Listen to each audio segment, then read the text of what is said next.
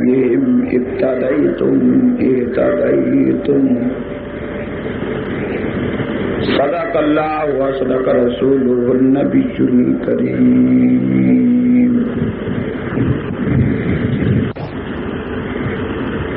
میری معروضات کا موضوع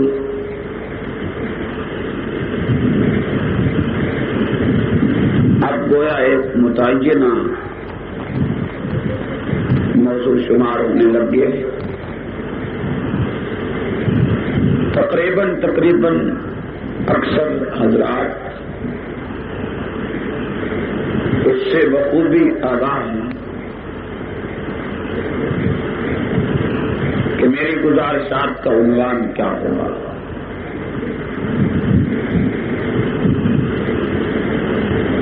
وقتی ضرورت کے تحت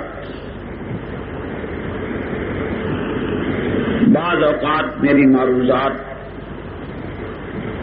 اس عنوان کے ماں سوا بھی ہوتی ہیں، لیکن بہت کم۔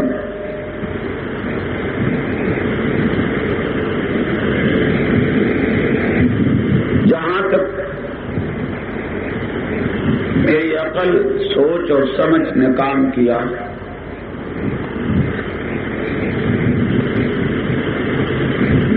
جہاں تک میں مطالعہ کر سکا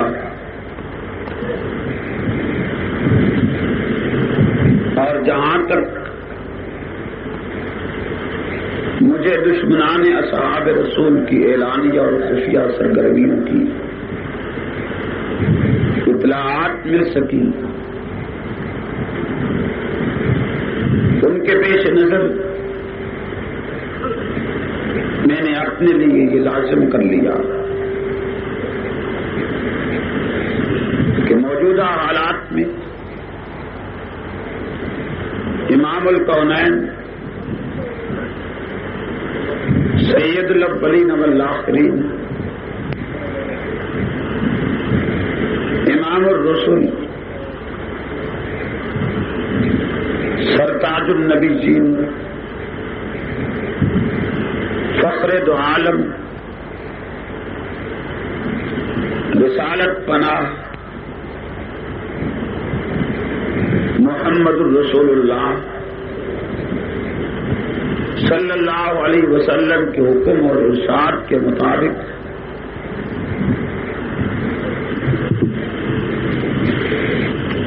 موجودہ حالات میں جیسا کہ میں نے عرض کیا، میں نے مدح اصحاب رسول کو اپنے لیے انتہائی ضروری اور لازمی سمجھا۔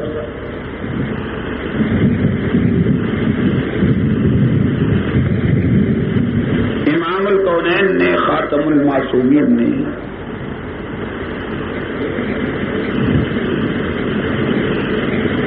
ارشاد فرمایا اذا ظہرت البدع والفتن وسبت اصحابی فلیظہر العالم علمہ۔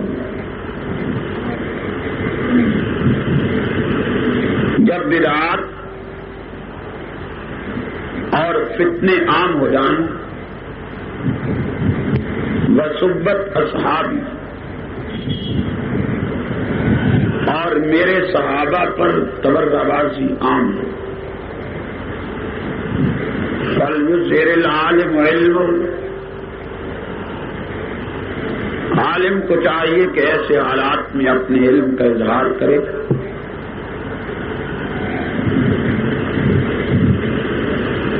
آج کے حالات یقیناً علماء کو یہ ڈیوٹی سر انجام دینے پہ مجبور کرتے ہیں۔ شیعہ کا لاتعداد لٹریچر، اس کی تحریریں اصحاب رسول صلی اللہ علیہ وسلم کے خلاف کھلا مغلظات اور تبرہ بازی کا بازار گرم کیے ہوئے ہیں۔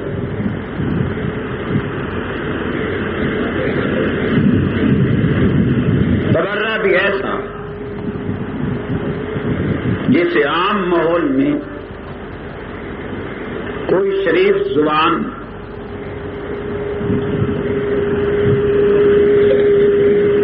ظاہر نہیں کر سکتی۔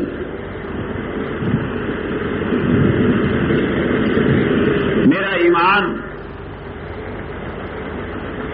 میرے مذہبی جذبات و احساسات اس بات کی قطعاً اجازت نہ دیتے کہ میں اس غلیظ زبان کو ظاہر کروں جو شیعہ نے اصحاب رسول صلی اللہ علیہ وسلم کے خلاف استعمال کی ہے۔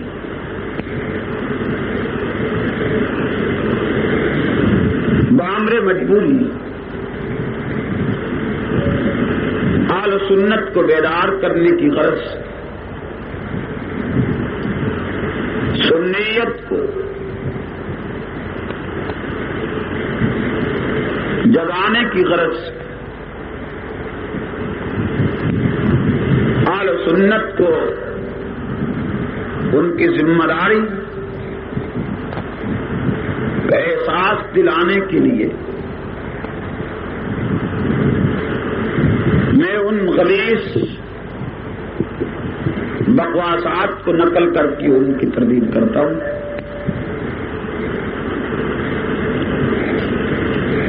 میں نے عرض کیا کہ شاید میں زبان پہ وہ الفاظ نہ لا سکتا اپنے مذہبی جذبات سے مجبور ہوتے ہوئے،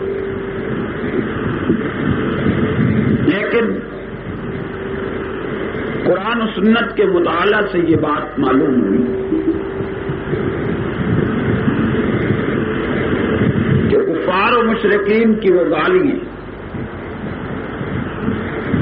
جو انہوں نے پیغمبروں کو دی، رب العالمین نے ان کو قرآن میں نقل کیا، بعد از نقل ان کی تردید فرمائی۔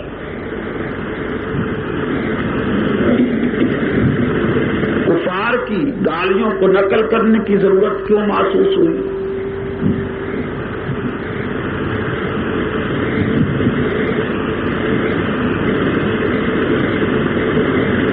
انہوں نے تبرہ کیا تھا، ان کو قرآن میں نقل نہ کیا جاتا۔ مثلا پیغمبروں کو بعض کافروں نے شاعر کہا،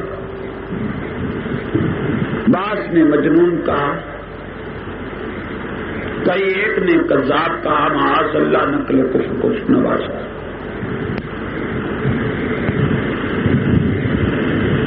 کئی ایک اور باتیں بھی ان کے خلاف کہی گئی۔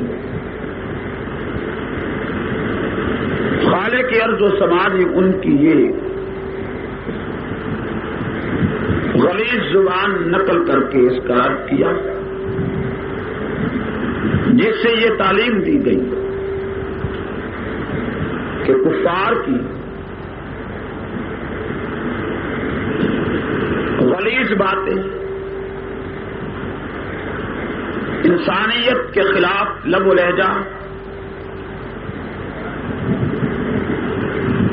نقل کر کے اس کی اگر تردید کی جائے اس غرض سے کہ دنیا کو کفر سے نفرت ہے، عوام الناس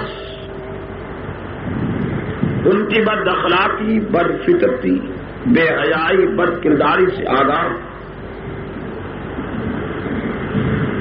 اور ان کے مقابلہ میں انبیاء علیہ الصلوۃ والسلام کی سیرت ہو، کردار سے واقفیت حاصل ہو جائے۔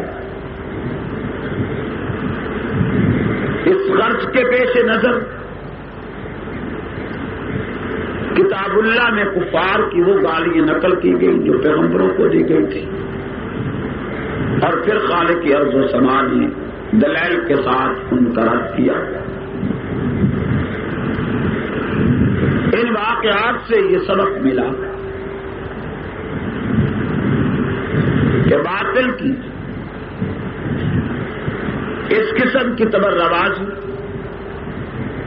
اور ان کی غلط کاری کو نقل کر کے اگر عوام کو مطلع کیا جائے تاکہ وہ اپنا دین ایمان ان سے بچا سکیں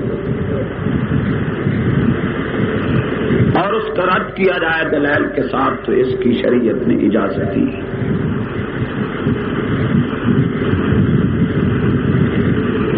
چنانچہ میں نے عرض کی ہے کہ میں وہ گالیاں اپنے جذبات و احساسات سے مجبور ہوتے ہوئے نقل نہ کر سکتا جو شیعہ نے اصحاب رسول صلی اللہ علیہ وسلم کو دی، جن میں دور دور تک کہیں شرافت نہیں ہے۔ آپ دوربین لگا کے دیکھیں گے تب بھی ان میں کہیں انسانیت نظر نہیں آئے جس قسم کی زبان استعمال کی گئی ہے۔ آپ حیران رہ جائیں گے۔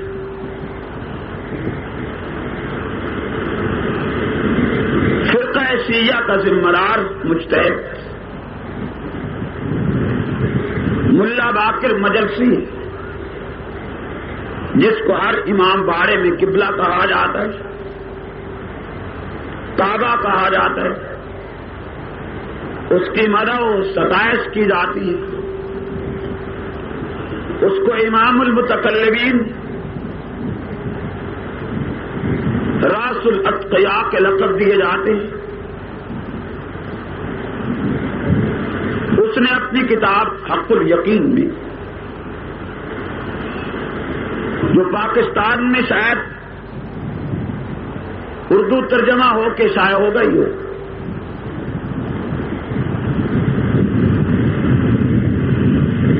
اصل وہ فارسی میں ایران سے چھپ کر پاکستان میں اب تقسیم کی جا رہی ہے۔ میرے پاس پوری فارسی زبان میں حق الیقین ہے۔ اس میں باقر مجلسی قبر آخرت سے بے نیاز ہو کر کار خداوندی کو دعوت دیتے ہوئے دنیا اسلام کے جذبات و احساسات کو مجروح کرتے ہوئے اور عالم اسلام کے مسلمانوں کے عقائد و نظریات سے کھیلتے ہوئے تحریر کرتا ہے کہ قرآن میں جہاں فرعون اور حامان کا تذکرہ ہے، معاذ اللہ نقل کفر نباشت، وہ کہتا ہے کہ فرعون سے مراد ابو بکر ہے، حامان سے مراد عمر ہے۔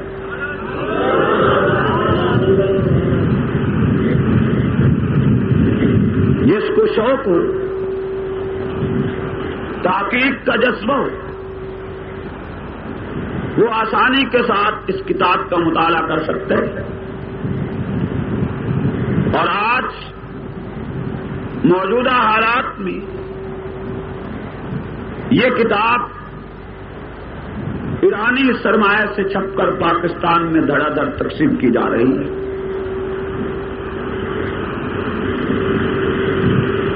قرآن کا مطالعہ کیجئے، جہاں فرعون کا تذکرہ ہے وہاں ساتھ ہی موسیٰ علیہ السلام کا ذکر بھی ہے۔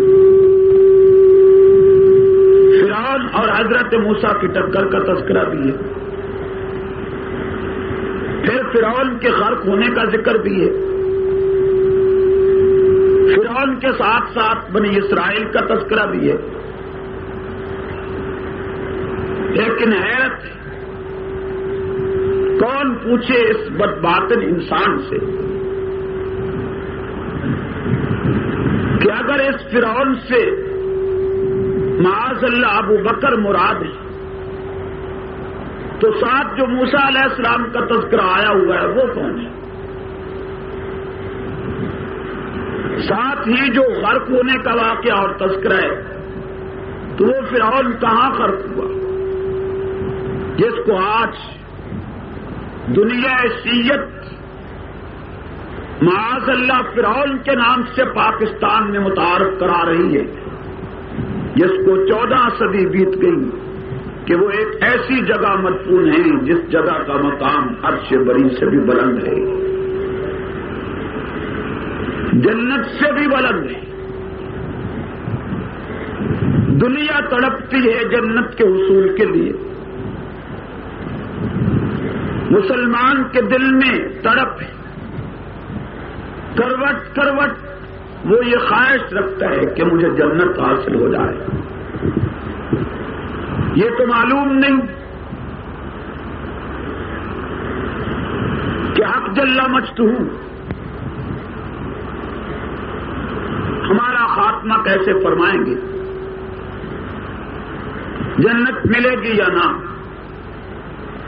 امید اس پہ یہی ہے، توقع یہی ہے، طلب اور خواہش یہی ہے کہ اللہ کے عالم جنت عنایت فرمائیں گے اور دوزخ سے محفوظ رکھیں گے، اور ہر مسلمان کی یہ خواہش ہونی چاہیے۔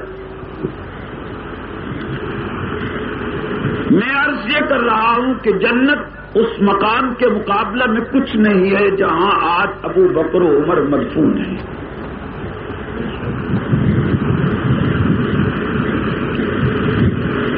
اہل سنت والجماعت کا متفقہ نظریہ ہے جس میں کوئی اختلاف نہیں کہ خاتم الانبیاء کا جائے مدفن آپ کا گنبد خضرا، آپ کی قبر اقدس کا وہ ٹکڑا، وہ عالمین میں ہر جگہ سے بلند ہے، بیت اللہ سے اعلیٰ ہے، بیت المقدس سے افضل ہے، حتیٰ کہ عرش بری سے بھی اعلیٰ ہے، جنت سے بھی اعلیٰ ہے۔ جنت اس کے مقابلہ میں کوئی وزن نہیں رکھتی، اس لیے وزن نہیں رکھتی کہ اس کائنات میں عالمین میں محمد الرسول اللہ صلی اللہ علیہ وسلم کے جسد اطہر سے، آپ کے وجود مقدس سے زیادہ اہمیت رکھنے والی کوئی چیز نہیں ہے۔ اللہ کے ماں سوا عالمین میں سب سے اعلیٰ آقا دو عالم، سب سے اشرف امام الرسل ہے، اور آپ کا وجود مقدس کائنات میں سب سے اعلیٰ و اشرف ہے۔ لہذا جس جگہ آقا مدفون ہوئے، جس خطے کے ساتھ خاتم المعصومین کے وجود اقدس نے مس کیا، وہ خطہ جنت سے بھی اعلیٰ شمار کیا گیا، عرش بری سے بھی اعلیٰ تصور کیا گیا، بیت اللہ بیت المقدس سے بھی اعلیٰ شمار کیا گیا۔ عالمین میں سب سے اعلیٰ، افضل اور بلند کوئی مقام اگر ہے تو سرور دو عالم صلی اللہ علیہ وسلم کا جائے مدفن ہے۔ چلتے ہوئے بات کہتا جاؤں،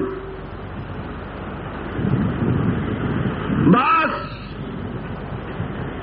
حضرات کو شبہ ہوا کہ وفات کے بعد پیغمبر کی روح علیین میں جانا چاہیے اور وہی اسے رہنا چاہیے کہ وہ اعلیٰ مقام ہے، وہ اس قبر کے گڑھے میں کیوں آئے؟ لیکن میں نہیں سمجھ سکا کہ ان کی عقل و فہم کیوں رخصت ہوئی، وہ اس پہ کیوں نظر نہ رکھ سکے کہ علیین میرے آقا کے وجود کے مقابلہ میں کوئی وزن نہیں رکھتی، اس کی کوئی اہمیت نہیں ہے، اس کا کوئی مقام نہیں ہے نبوت کے وجود کے مقابلہ میں۔ جب پیغمبر کا وجود ہر جگہ سے اعلیٰ ہے، ہر جگہ سے افضل ہے، جنت سے بھی اعلیٰ ہے، تو روح کے اخراج کے بعد میں سمجھتا ہوں کہ اس کا مرکز نبوت ہی کے وجود کو دوبارہ ہونا چاہیے۔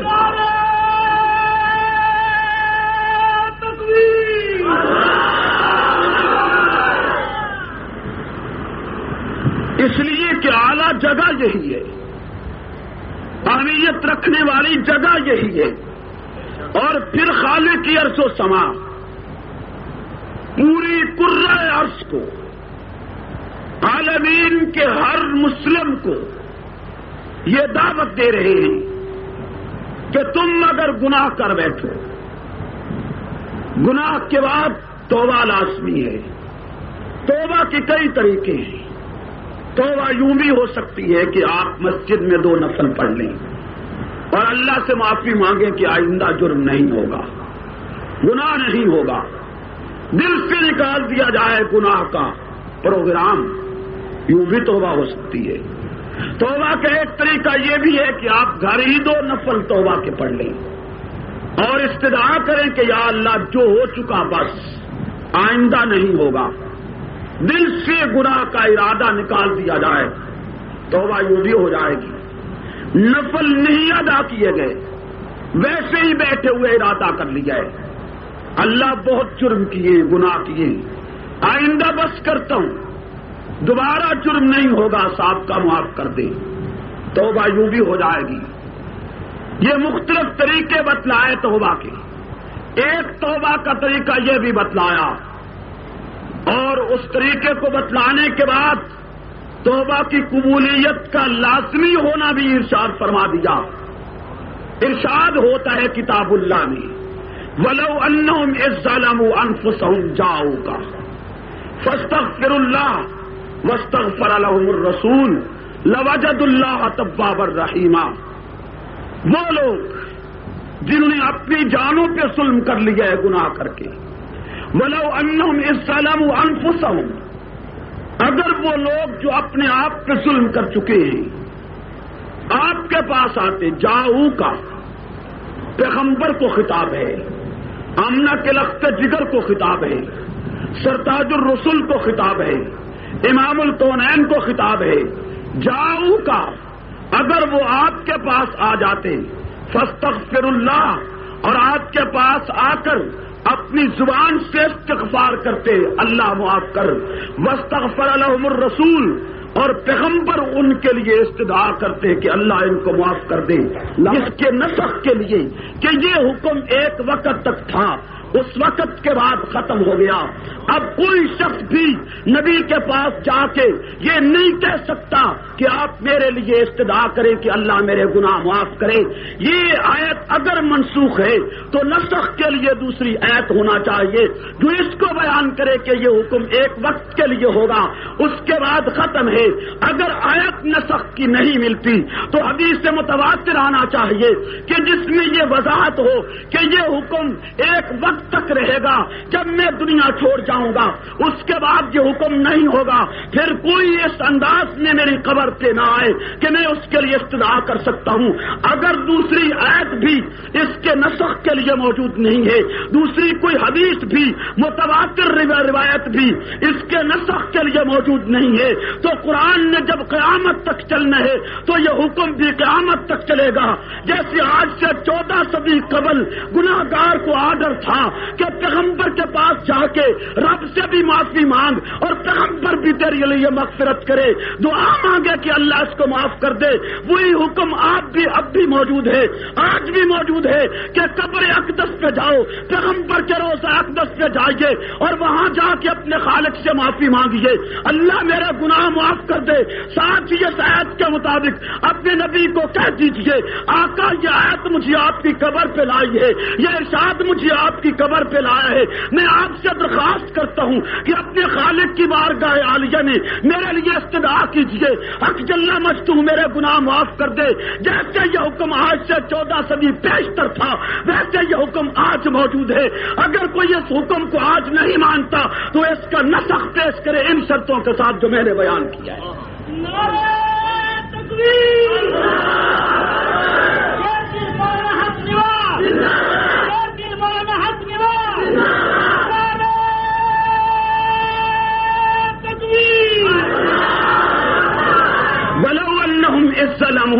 انفسهم جاؤک فاستغفر اللہ واستغفر لهم الرسول. بات زبان پہ آ گئی تو نظریے کی صفائی کے لیے کہتا جاؤں. نبوت بیت المقدس میں آئی ہے، امامت کرائی ہے، پیغمبر کی زبان پہ لفظ آئے ہیں. میرے پیچھے نبی کھڑے تھے، پیغمبر کی زبان پہ لفظ آئے ہیں. میں نے بیت المقدس سے پرواز کیا تو کسی آسمان پہ آدم سے ملاقات ہوئی، کسی پہ ابراہیم سے ملاقات ہوئی، کسی سے عیسیٰ سے ملاقات ہوئی، کہیں خلیل سے ملاقات ہوئی علیہ الصلوۃ والسلام. خاتم الانبیاء نے لفظ آدم استعمال کیے ہے، روح آدم استعمال نہیں کیا. خاتم الانبیاء نے لفظ ابراہیم استعمال کیے ہے، روح ابراہیم استعمال نہیں کیا. نبوت نے لفظ عیسیٰ استعمال کیے ہے، روح عیسیٰ استعمال نہیں کیا. خاتم الانبیاء نے لفظ استعمال کیے ہے، حضرت خلیل کا مطلب ان کی روح کا استعمال نہیں کیا. اور جہاں تک معراج کی روایات میں بات آئی ہے وہ بھی یہ ہے کہ دروازہ آسمان کا بند تھا، کھٹکھٹایا گیا، اندر سے آواز آئی، کون؟ جواب ملا جبریل. آپ کے ساتھ کون ہے؟ جواب ملا محمد رسول اللہ. آپ کو ان کے پاس بھیجا گیا تھا؟ جی بالکل بھیجا گیا تھا. دروازہ کھلتے آپ اندر داخل ہوتے تو جواب ملتے مرحبا بالابن صالح، خوش آمدید میرے صالح فرزند. جبریل تعارف کراتا ہے، آقا سلام کیجئے، آپ کے ابو آدم ہیں. یوں تو نہیں کہا جبریل نے آپ کے ابو آدم کی روح کھڑی ہے، یوں تو نہیں کہا جبریل نے آپ کے کیا اس کا نام ہے جد الانبیاء آدم کی روح کھڑی ہے، یوں تو نہیں کہا جبریل نے کیا خلیل کی روح کھڑی ہے، سلام کیجئے. جہاں تک پیغمبروں سے ملاقات ہوتی گئی جبریل تعارف کراتا گیا، سلام کیجئے آپ کے ابو آدم ہیں، سلام کیجئے حضرت خلیل ہے، سلام کیجئے اسماعیل ہے، سلام کیجئے حضرت موسیٰ علیہ السلام ہے. جب جبریل بھی لفظ موسیٰ استعمال کرتا ہے، روح موسیٰ استعمال نہیں کرتا. پیغمبر بھی لفظ آدم استعمال کرتے ہیں، روح آدم استعمال نہیں کرتے. تو تعویل کی کیا ضرورت ہے؟ مان کیوں نہیں لیا جاتا؟ پیغمبر اپنی قبروں میں حیات تھے، خالق نے ان کو معراج کی رات اپنے پیغمبر کی ملاقات کرائی ہے. تعویلات میں کیوں پڑھتے ہو؟ اس میں کون سا آسمان ٹوٹ پڑے گا؟ نبیوں پہ موت آئی، موت کے بعد فوراً حیات ملی، جو حیات قیامت سے پہلے ہر ایک کو ملے گی.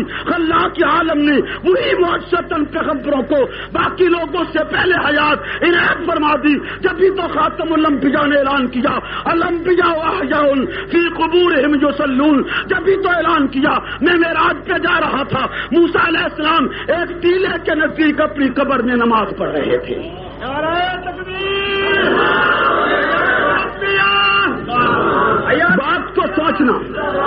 بات کو سوچنا کچھ مشکل نہیں. نئے محقق میری اطلاع کے مطابق پیدا ہوئے اور انہوں نے اس دور میں اصحاب رسول کے ساتھ غداری کا ثبوت دیتے ہوئے ایسے مسائل کو چھیڑنے کی کوشش کی ہے کہ جو انہیں نہیں چھیڑنا چاہیے.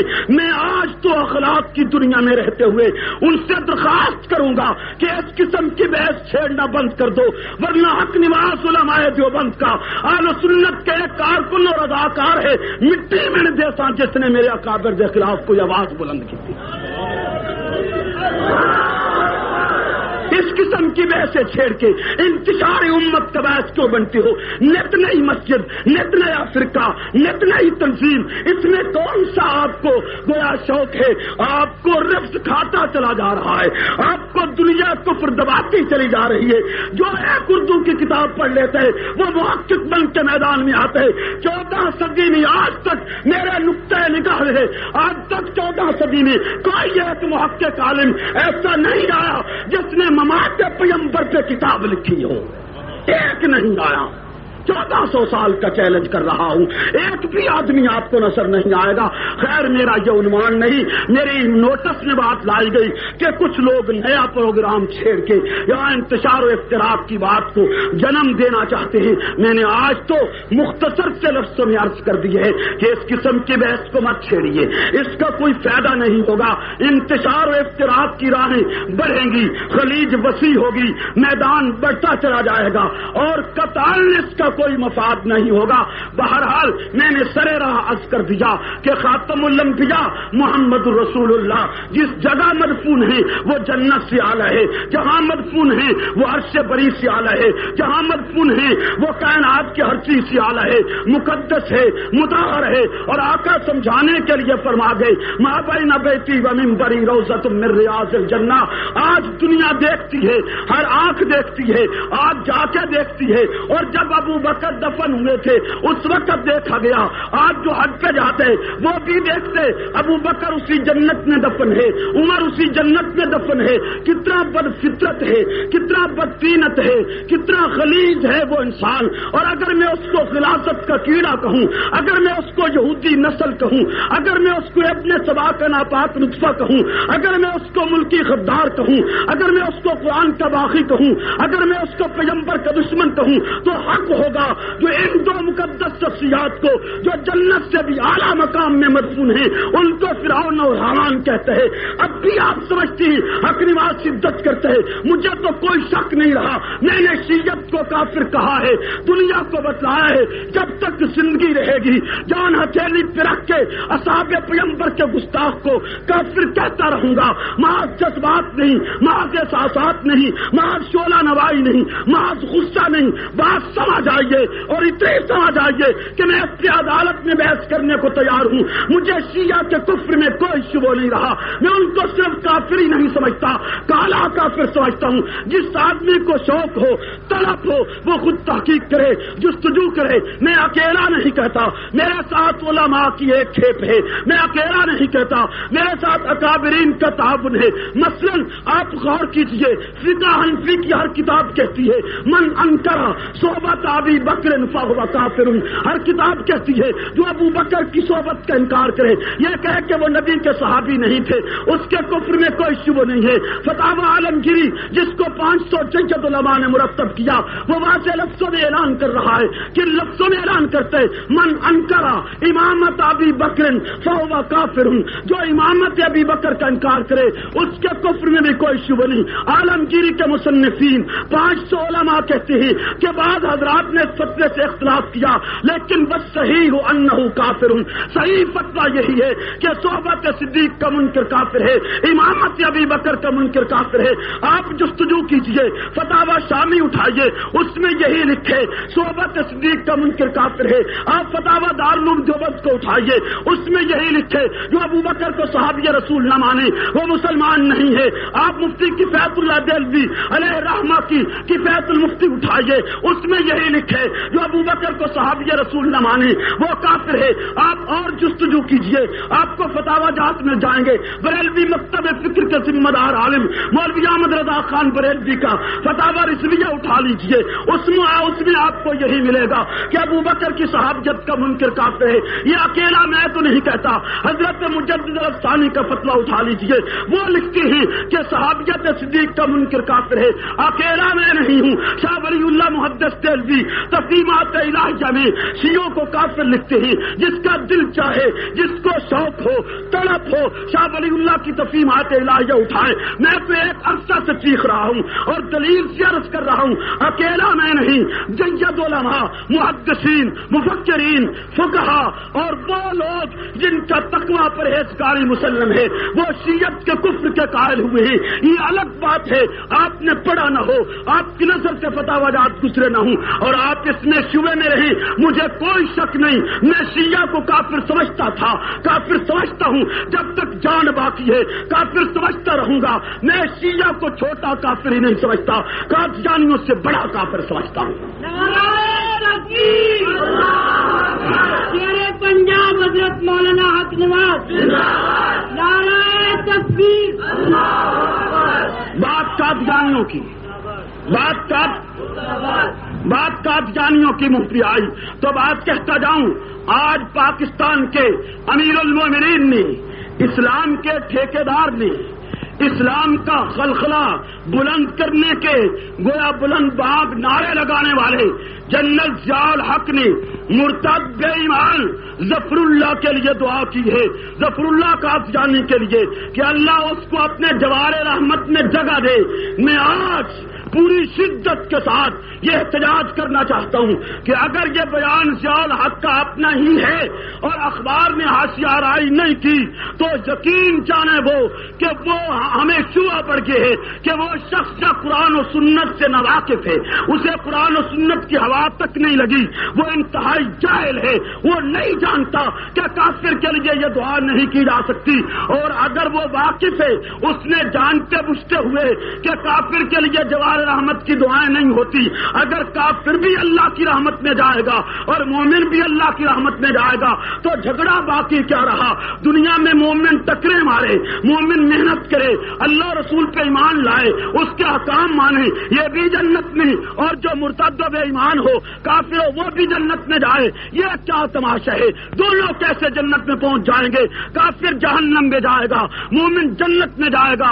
اگر ضیاء الحق نے یہ بیان نہیں دیا اسے تردید کرنا چاہیے، اور اگر اس نے یہ بیان دیے اور ناواقفی کی بنیاد پہ دیے، اس کو قرآن و سنت کے احکام معلوم نہیں ہے، وہ نہیں سمجھتا کہ کافر کے لیے یہ دعا نہیں کی جا سکتی، تو پھر بھی اسے معافی مانگنا چاہیے، پوری قوم سے اسے معافی مانگنا چاہیے، اپنے خالق سے اسے معافی مانگنا چاہیے، مسلمانوں سے کہ اس نے ایک کافر کے لیے دعا کی ہے جوار رحمت کی، اور اگر وہ معافی نہیں مانگتا، اپنے جہل کا اقرار بھی نہیں کرتا، اخبار کی تردید بھی نہیں کرتا، اور اس نے جان بوجھ کر قادیانی مرتد کے لیے جوار رحمت کی دعا کی ہے، تو پھر ہمیں یہ کہنے کا حق حاصل ہوگا کہ شاید وہ جو لوگ کہتے تھے کہ ضیاء الحق اندر سے قادیانی ہے، ہو سکتا ہے کہ ان کی بات سچی نکل آئے کہ جب قادیانی نہیں تو مرتد کو اللہ کی رحمت کیوں میں کیوں پہنچاتا ہے۔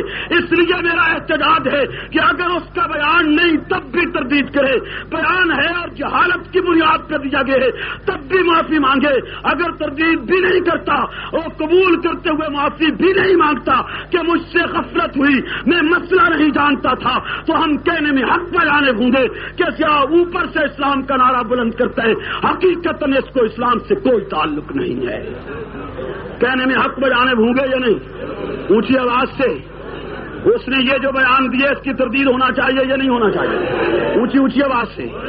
آج آپ نے اخبارات میں پڑھا ہے یا نہیں پڑھا کہ اس نے ظفر اللہ جیسے بے ایمان غدار کے لیے اس سے دعا کی ہے، اللہ اس کو جوار رحمت میں جگہ دے، وہ غدار جس نے محمد علی جناح کا جنازہ پڑھنے سے انکار کر دیا تھا کہ مجھے ایک کافر حکومت کا کرندہ سمجھ لیجئے، یہ ایک مسلمان حکومت کا کافر کرندہ سمجھ لیجئے، جس بے ایمان نے یہاں تک کیا بانی پاکستان کے لیے، آج اس کے لیے آپ جوار رحمت تلاش کر رہے ہیں، آج اس کو آپ مرحوم لکھ رہے ہیں۔ دوسرے لفظوں میں گویا آپ نے قادیانیوں کو مسلمان مان لیا، اسمبلی کے فیصلے کی آپ نے دھجیاں اڑا دی، شریعت کے فیصلے پہ آپ نے لات مار دی ہے۔ اس لیے میں آج محتاط مطالبہ کر رہا ہوں کہ جنرل ضیاء کو اس بیان کی تردید کرنا چاہیے، اگر اس نے نہیں دیا اور اخبار نے یہ لفظ لکھ دیے ہے جوار رحمت کا، تو اخبار کے ایڈیٹر کو گرفتار ہونا چاہیے کہ اس نے پورے ملک کو بے چینی میں کیوں ڈالا، اور اگر ضیاء الحق نے یہ لفظ کہہ دیے ہیں اور کہے غفلت کی بنیاد پر ہیں، کہے غلطی کی بنیاد پر ہیں، اسے مسئلہ معلوم نہیں تھا، وہ قرآن و سنت کے ارشادات نہیں جانتا تھا، تو اعلانیہ اقرار کرے کہ میں جاہل ہوں، مجھے معلوم نہیں تھا مسئلہ، غفلت میں یہ لفظ نکل گئے۔ میں خالق سے بھی معافی مانگتا ہوں، مسلمانوں سے بھی معافی مانگتا ہوں، علماء سے بھی معافی مانگتا ہوں، اور آئندہ محتاط رہوں گا۔ اگر وہ معافی بھی نہیں مانگتا، بیان کی تردید بھی نہیں کرتا، تو ہمیں کہنے کا حق ہے کہ اندر کھاتے کہیں قادیانیت کے ساتھ رشتے ناطے جڑے ہوئے نہ ہوں۔ حق ہے یا نہیں؟ آپ کو میری بات سمجھ آئی ہے؟ اونچی آواز سے تردید کرنی چاہیے صوفی ضیاء کو یا نہیں کرنی چاہیے؟ کرنی چاہیے نا۔ اگر اس نے بیان نہیں دیا تو تردید کرنی چاہیے، ٹھیک ہے نا؟ صرف تردید نہیں، ایڈیٹر کو کیوں اس نے ایسا بیان لگایا جس سے ملک میں بے چینی پھیل جائے، اور اگر وہ یہ کہہ بیٹھا ہے اور کہا ہے اس نے غفلت میں، نادانی میں، مسئلہ نہ جانتے ہوئے، تو اسے معافی مانگ لینا چاہیے یا نہیں؟ اونچی آواز سے۔ اگر وہ معافی بھی نہیں مانگتا، معافی بھی نہیں مانگتا، بیان کی تردید بھی، پھر آپ بتلائیں اسے ہم کیا سمجھیں؟ اونچی آواز سے۔ جھجک کس بات کی ہے؟ ڈرتے کس لیے ہو؟ اس سے ڈرتی ہو جو ایک لاش سے ڈر رہا ہے؟ اور بھٹو کی نسل آئی ہے کہ نہیں آئی؟ بولو نا، نہیں آئی، مردہ آئی ہے نا؟ کچھ آواز نال ایک گل اور بھی آخ چڈا اپنی بولی سمجھ آوے جی۔ سارے شیعہ دی ماں نصرت بھٹو اور سارے دی بہن بے نظیر ایک مہینہ شاہ نواز دی لاش لے کے بیٹھی رہی ہے۔ کوئی ذاکر بھوکے ہے کہ اتنے دیہڑے کیوں لاش رکھی؟ کوئی رافضی مجتہد بولے کہ اتنے دیہڑے لاش کیوں رکھی؟ بولو نا۔ اگر ابو بکر نے آقا دا جنازہ 3 دن رکھ چڈیا تو ایک کتا بھونکدا ہے؟ نہیں سمجھ آئی، نہیں سمجھ آئی، قطن کوئی سمجھ نہیں آئی۔ سمجھ آئی؟ جن کو سمجھ آئی وہ ہاتھ کھڑا کرے۔ آقا دا جنازہ 3 دن ابو بکر نے رکھے ہے، کیوں؟ پیغمبر دے وجود میں کوئی تغیر دا خطرہ ہے جی؟ نبی کے چہرہ بدلنے کا معاذ اللہ خطرہ ہو، بدبو پھیل جانے کا خطرہ ہو معاذ اللہ؟ قطعاً کچھ نہیں تھا۔ رب کعبہ کی قسم، اگر ابو بکر کو شرع اجازت دیتی تو صدیق آج کے دن تک محمد رسول اللہ کا جسد اقدس اسی زمین پہ رکھ چھوڑتا کہ ہر آنے والا مسلمان زیارت کرتا رہے۔ کوئی خطرہ نہیں تھا پیغمبر کے وجود میں۔ پیٹ پھٹتا ہے تو تیرا پھٹتا ہے، پیٹ پھٹے تو ذاکر کا پھٹے۔ نبوت تو مقدس ہے، مطہر ہے، منزہ ہے۔ نعرہ تکبیر، ابو بکر صدیق۔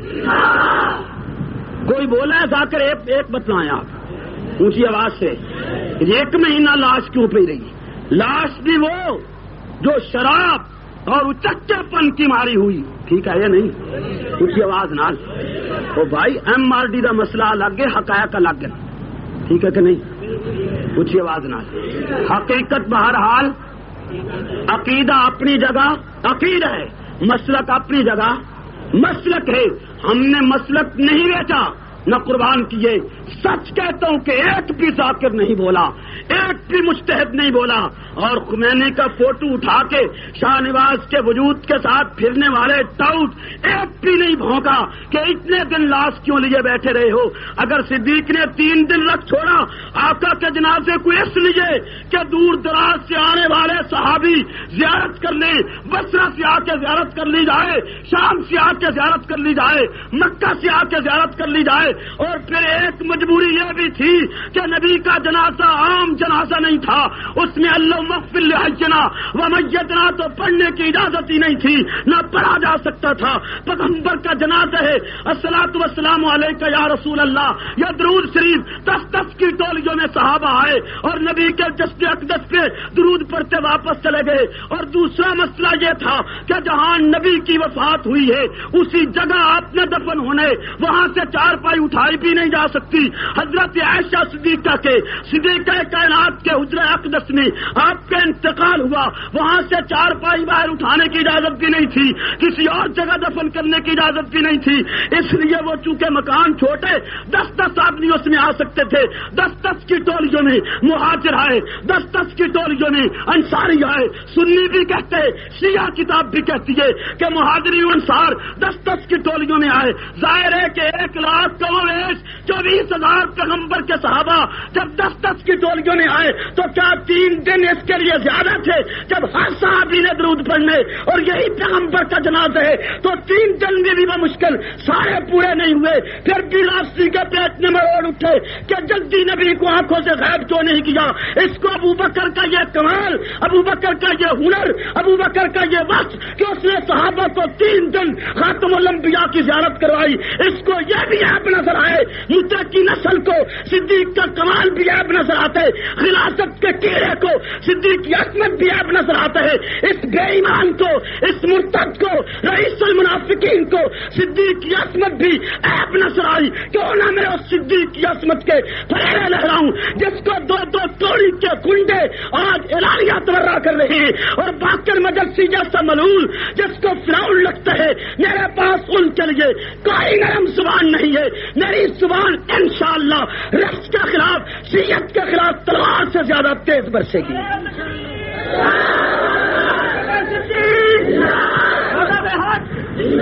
مولانا حق نواز صاحب میری بات آپ کے ذہن میں اتر رہی ہے یا نہیں اتر رہی؟ اونچی آواز سے جنہوں نے ابو بکر و عمر کو فرعون لکھا ہے ان کے لیے نرم زبان استعمال کی جائے، اونچی اونچی آواز سے. کئی ایک صوفی پھرتی حق نماز سختی کرتے، تم بے غیرت ہو. ناراضگی معاف، شیعہ غفلت کیسی نہیں کرتا جو جنت میں سونے والے کو فرعون کہتے، حق نماز کیسی کرتا ہے جس کو بدماش کہتے ہیں. چوری کرنے والا بدماش ہے، ڈاکہ مارنے والا آپ کی نظر میں بدماش ہے، مسجد کا لاؤڈ اسپیکر اتار لے تو بدماش ہے، شراب پی لے تو بدماش ہے، بد نسلی کر لے تو بدماش ہے، جیب کتر لے تو بدماش ہے، اور صدیق کو فرعون لکھا تو بدماش نہیں شریف ہے. بولتے کیوں نہیں بلند آواز سے؟ یہ گالی ہے.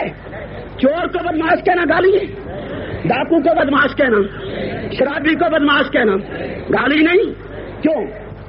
وہ انسان نہیں ہے، اس کے انسانی شک کوئی نہیں، وہ اولاد آدم نہیں، وہ آپ کے محلے میں نہیں رہتا.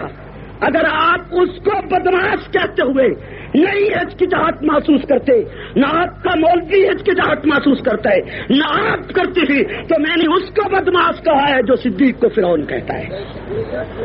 غلط کہا یا صحیح؟ اگر صحیح کہا تو آپ بھی کہہ دیں، آپ بھی کہہ دیں بدماش ہے جو صدیق کو فرعون لکھتا ہے. اونچی اونچی آواز سے اور بلند آواز سے توجہ فرمائیے، توجہ فرمائیے. اسی حق الیقین نے یہی باقر مجلسی ایک داستان لکھتا ہے، لمبی چوڑی تحریر لکھ کے ثابت کرتا ہے اس بات کو، کہتا ہے شیطان سے بھی زیادہ ابو بکر عمر پلید ہے. بلند آواز سے، بلند آواز سے اور اسی آواز سے. ہاں اگر حق الیقین میں یہ حوالہ نہ ملے، حق نماز کو گولی مار دو، اگر ملتا ہے تو شیعہ کے کفر پہ یقین کر لو. یقین ہے یا نہیں؟ جو ابو بکر عمر کو شیطان سے بھی معاذ اللہ زیادہ پلید لکھتے ہوں، میں ان کے لیے نرم زبان استعمال کروں؟ ممکن ہے کوئی یہ کہے کہ نرم زبان استعمال ہوتی تو وہ واپس آ جاتے، شاید ہماری بات مان لیتے، شاید یقین کر لیتے. بھائی کس مخالفے میں مبتلا ہو؟ عبدالشکور لکھنوی نے ان کی کتاب کا ایک ایک حوالہ امام اہل سنت نے، اللہ ان کی قبر پہ کروڑوں رحمت نازل فرمائے، کتابیں کھنگال کے سامنے رکھ دی. شیعت نے ایمان قبول نہیں کیا. علامہ قریشی نے اپنی انتہائی سنجیدہ زبان میں ایک ایک کتاب کو کھنگال ڈالا. جو دایا میں اسماعیل گوجروی ملعون کو لوہے کے چنے چبائے، سٹیج چھوڑ کے بھاگ گیا. تاریخ گواہ ہے جھوک دایا کی، پھر بھی اس نے ایمان قبول نہیں کیا.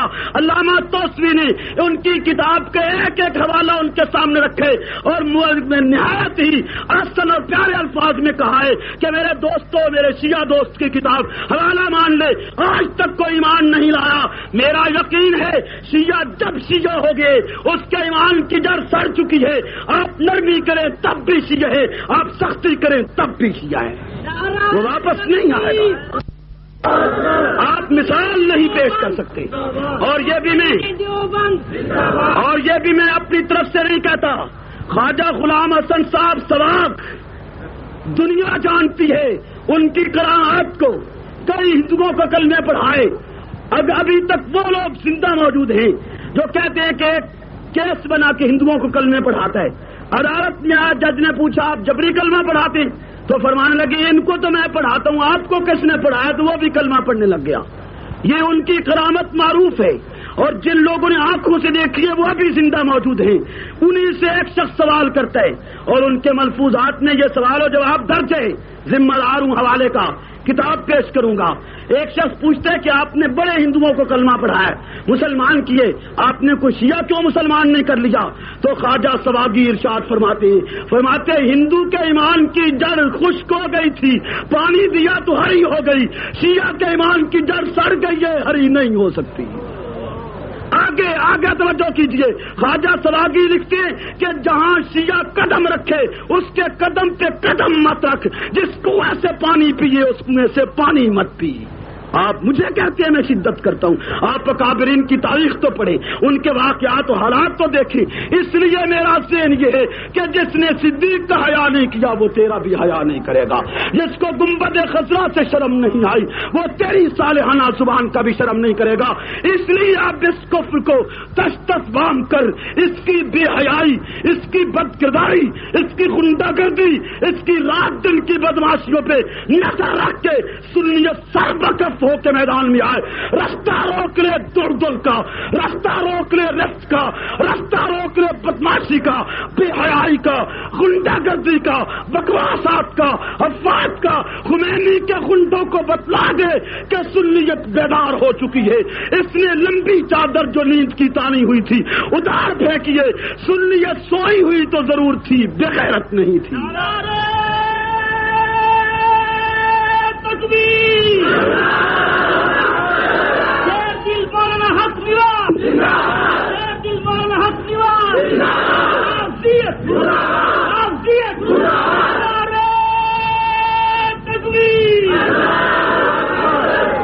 توجہ کیجیے, میں اس لیے ساتھ ساتھ ان کی کتاب کی ایک بکواس بھی پیش کرتا جا رہا ہوں کہ وہ اپنے کیریئر پہ خود غور کریں.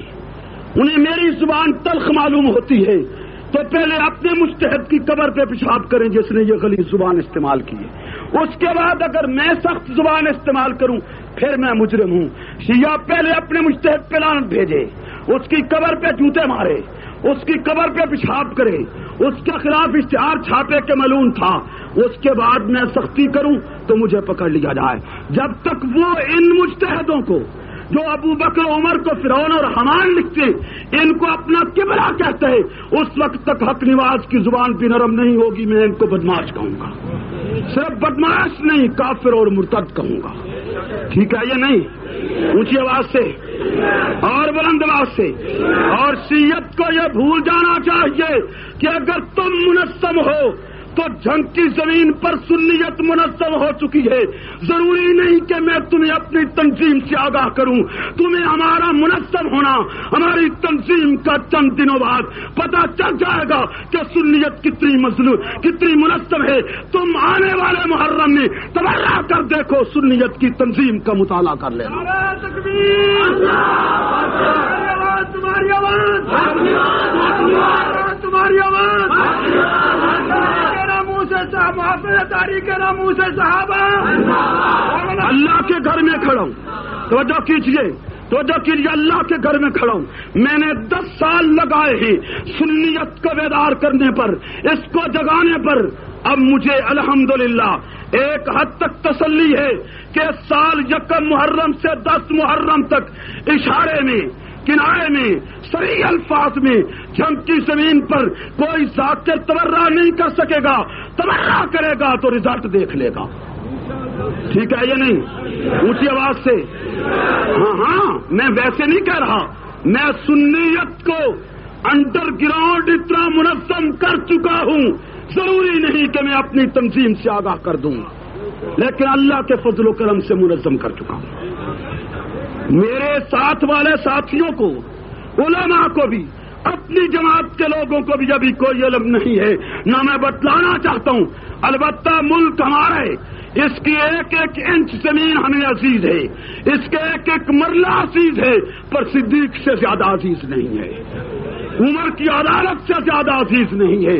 ہم امن چاہتے ہیں, امن سے رہنا چاہتے ہیں, لیکن اگر کسی ذاکر نے اس محرم میں بکواس کی, کوئی خلیج اشتہار چھپا, کئی اشارے اور کنارے میں حرم پیغمبر پہ تبرہ کیا گیا, تو سنیت اپنے نظم و ضبط کا کھلے عام مظاہرہ کرے گی.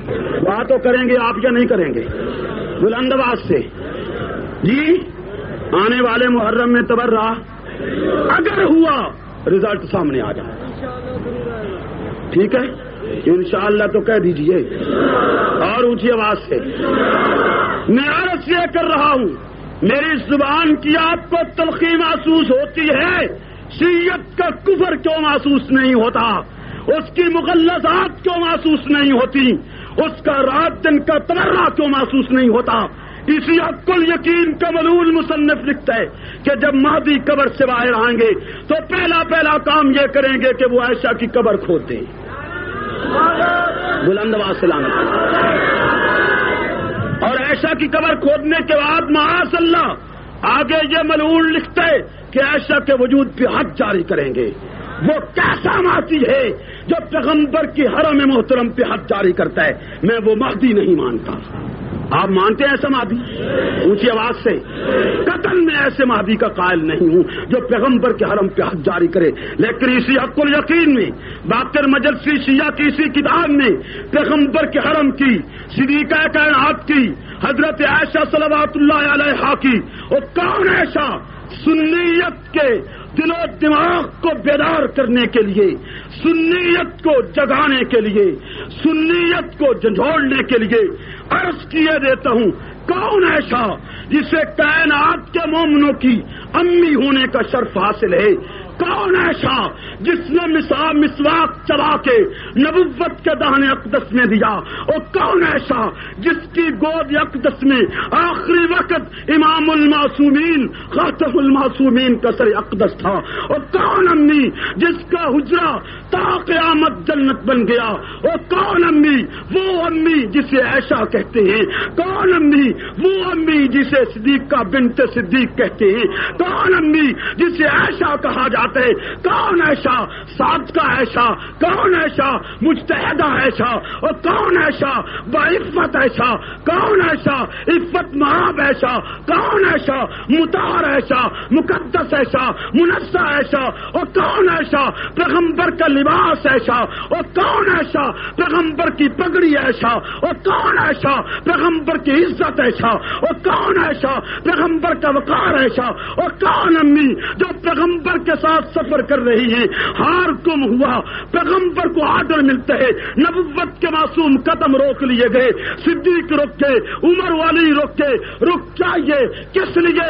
علی امی کا ہار تلاش کرنا ہے، آگے نہیں جانے دیا جائے گا، لشکر پڑاؤ کر لیتا ہے، تلاش جاری ہے، ایسا کا ہار تلاش ہو رہا ہے، کہیں مل جائے، نہیں ملتا، واپس آ کے ایک صحابی عرض کرتا ہے، آقا دیر ہو گئی، ہار تو تلاش نہیں کیا جا سکا، نماز کا وقت آگے ہے، شاید نماز چلی جائے، پانی نہیں ملتا، کیا آج نماز کی چھٹی ہوگی، نماز معاف ہو جائے گی؟ کیا فرماتی ہیں آپ؟ نبوت خاموشی اختیار کرتی ہے کہ جبریل تڑپ کے آ گیا، آ کے عرض کرتا ہے، آقا خالق نے ارشاد فرما دیا ہے کہ عائشہ کا ہار تلاش کرنے میں قانون بدل دیتا ہوں.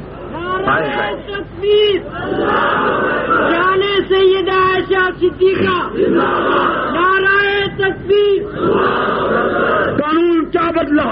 اس سے پہلے ضابطہ تھا پانی سے وضو کیجئے، نماز پڑھیے، ضروری غسل کی ضرورت ہے تو غسل کیجئے پانی سے، نماز کے مصلے پہ آئیے. آج ضابطہ بنا دیتا ہوں، پانی نہیں ملتا، مٹی استعمال کیجئے، مٹی سے تیمم کیجئے، لیکن آگے جانے کی اجازت نہیں ہوگی. آپ ایسا کا ہار تلاش کریں گے. میں نے کسی جگہ اپنے انداز میں بات سمجھانے کے لیے کہا ہے، اپنی جنگوی زبان میں کہا ہے کہ گویا خالق کی عرش و سما نے، گویا خاتم الانبیاء نے علی بن ابی طالب کو کہا تھا، کیا علی امی دا ہار لب چاہے مٹی منہ تے مارنی پہ جائے. ہائے ہائے، نہیں سمجھ آئی. امی دا ہار لب چاہے مٹی، تیمم میں مٹی منہ پہ آتی ہے یا نہیں آتی؟ اونچی آواز سے علی امی دا ہار تلاش کر، چاہے چہرہ اطہر پہ مٹی ملنی پڑ جائے. کیا سمجھتے ہو ایسا کی عفت کم ہے؟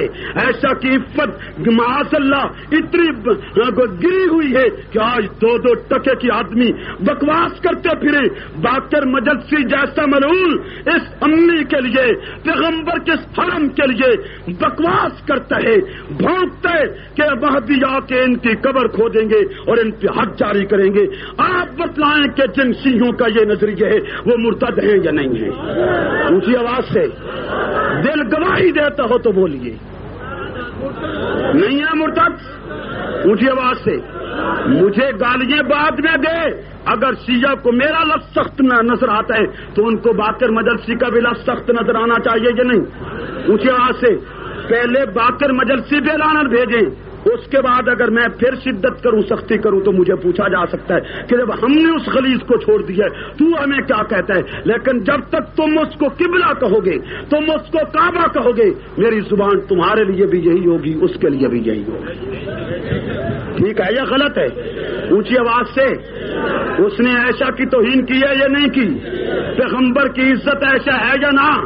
تو نبی کی عزت کی توہین کرنے والا مسلمان ہے؟ پیغمبر کے وقار کی بےعزتی کرنے والا مسلمان ہے؟ کیسے مسلمان مان لوں اس کو؟ اور اس کے لیے میں نرم لفظ کہاں سے لاؤں جس نے کائنات کی امی کا احترام نہیں کیا؟ اسے جب پیغمبر کا شرم نہیں آیا تو تیری نرم زبان کا شرم کہاں کرے گا؟ کرے گا؟ کیا خیال ہے آپ کا؟ میں تو ابھی پیدا نہیں ہوا تھا جب باقر مجلسی نے یہ کتاب لکھی ہے اور اس میں بکواس کی ہے۔ ایک بکواس ہے کہیں، آپ جتنا پڑھتے چلا جائیں گے جگہ جگہ مغلظات، جگہ جگہ بکواسات، جگہ جگہ ایسی غلیظ تحریریں آپ کے سامنے آئیں گی۔ سرگودا سے کتاب چھپی ہے مناظرہ حسنیہ کے نام سے، اس میں واضح لفظوں میں اردو زبان میں لکھا ہوا ہے کہ عمر بن خطاب اور ان کے تمام ساتھی جہنمی کتوں میں سے کتے ہیں۔ بلند آواز سے لعنت کی، اور بلند آواز سے، اور بلند آواز۔ کیا خیال ہے آپ کا؟ یہ شیعوں نے نہیں لکھا، یہ میں نے تو تحریر نہیں کیا، میں تو منت نہیں کی تھی کہ تم ایسے بھونکو۔ سرگودے سے چھپی ہے۔ کیوں لکھا؟ حضرت فاروق اعظم کے خلاف یہ غلیظ جملہ جب لکھا ہے تو میں اس کا نوٹس لوں گا یا نہ لوں؟ جی، لاہور سے کتاب چھپتی ہے کلید مناظرہ کے نام سے اور اردو زبان میں چھپی ہے، سن 82 سے چھپ رہی ہے۔ پاکستانی گورنمنٹ غفلت کی چادر تان کے سوئے ہوئے ہے۔ اسلام کے علم بلند کرنے والی حکومت اس پہ کان تک نہیں دھرتی۔ کلید مناظرہ نامی کتاب بکواس کرتی چلی گئی ہے۔ ایک جگہ اس کتاب میں لکھا ہے کہ حضرت عائشہ، عمر اور ابو بکر اور غلام احمد قادیانی معاذ اللہ ایک کیٹیگری کے لوگ تھے۔ یہ اسی کلید مناظرہ میں ہے۔ میں نے کہا ہے ان کو، آج تمہیں میری زبان تلخ نظر آتی ہے، تمہیں اپنا کردار نظر نہیں آتا، تمہیں اپنا کیریئر نظر نہیں آتا، تمہیں اپنے گروؤں کی، اپنے پوپ پالوں کی زبان اور قلم نظر نہیں آتی کہ وہ کیا لکھ کے ہیں۔ اسی طرح اسی خلیظ کتاب کلید مناظرہ میں حضرت معاویہ رضی اللہ عنہ کے خلاف لکھے کہ معاویہ بن ابی سفیان کی نانی، دادی اور والدہ یہ زناکار عورتیں تھیں، معاذ اللہ۔ آج کوئی تمہاری ماں کو زانیہ کہے تم گریبان پکڑ لو، تمہاری دادی کو زانیہ کہے تم گریبان پکڑ لو، تمہیں رات کو نیند نہ آئے تم نے معاویہ کو لاوارث سمجھا ہے؟ کہتے ہیں وہی جو پیغمبر کے ساتھ سفر کرے اور نبوت سوال کرے، معاویہ تیرے وجود کا کون سا حصہ میرے جسد سے مس کرتا ہے؟ تو کہتے ہیں وہی عرض کرتی ہیں آقا میرا پیٹ ہے جو آپ کی پشت مبارک سے مس کر رہا ہے۔ نبوت معصوم ہاتھ دراز کر کے استدعا کرے، اللہ معاویہ کے پیٹ کو علم سے بھر دے۔ اس معاویہ کے خلاف امام باڑوں میں بکواس کی جائے، بھونکا جائے اور کتابوں میں ان کی والدہ، نانی اور دادی تک کو معاف نہ کیا جائے۔ سنیو، کیا ہم واقعی بغیرت ہو گئے؟ بولیے تو صحیح اونچی آواز سے۔ اگر غیرت ہے تو یہ کتابیں ضبط ہو جانی چاہیے یا نہیں؟ ضائع ہو جانی چاہیے یا نہیں؟ اسی طرح ضائع ہو جائیں گی کہ آپ تقریر سننے کے بعد کوئی پروگرام ہی ترتیب نہ دیں۔ کیا خیال ہے؟ یہ ضبط ہونی چاہیے یا نہ؟ اس سے زیادہ اہل سنت کے ظلم اور کیا ہوگا؟ ہمارے جذبات و احساسات کا قتل عام اور کیسے کیا جا سکتا ہے؟ شیعت کیسے کہتی ہے کہ ہم تو کسی کو کچھ نہیں کہتے؟